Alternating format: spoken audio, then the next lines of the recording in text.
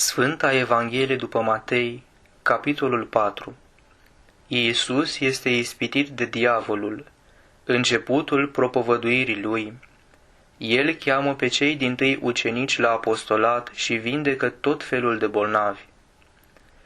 Atunci Iisus a fost dus de Duhul în pustiu ca să fie ispitit de către diavolul. Și după ce a postit 40 de zile și 40 de nopți, la urmă a flămânzit. Și apropiindu-se, ispititorul a zis către el: De ești tu Fiul lui Dumnezeu, zic ca pietrele acestea să se facă pâini. Iar el răspunzând a zis: Scris este, nu numai cu pâine va trăi omul, ci cu tot cuvântul care iese din gura lui Dumnezeu. Atunci diavolul l-a dus în sfânta cetate, l-a pus pe aripa templului și i-a zis: Dacă tu ești Fiul lui Dumnezeu, aruncă-te jos, că scris este: Îngerilor săi va porunci pentru tine și te vor ridica pe mâini, ca nu cumva să izbești de piatră piciorul tău. Iisus i-a răspuns: Iarăși este scris, să nu ispitești pe Domnul Dumnezeul tău.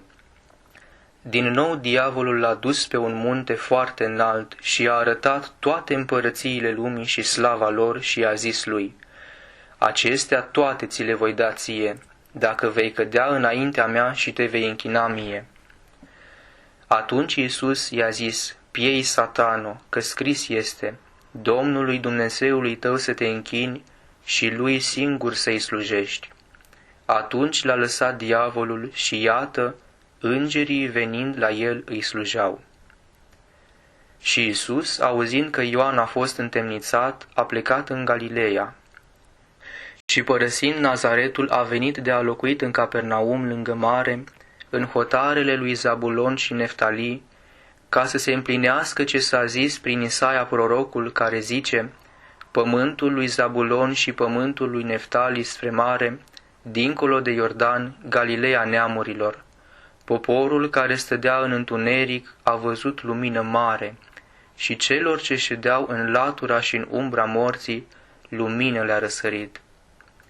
De atunci a început Iisus să propovăduiască și să spună: Pocăiți-vă, că s-a apropiat împărăția cerurilor. Pe când umbla pe lângă Marea Galilei, a văzut doi frați, pe Simon, ce se numește Petru, și pe Andrei, fratele lui, care aruncau mreaja în mare, căci erau pescari, și le-a zis: Veniți după mine și vă voi face pescari de oameni.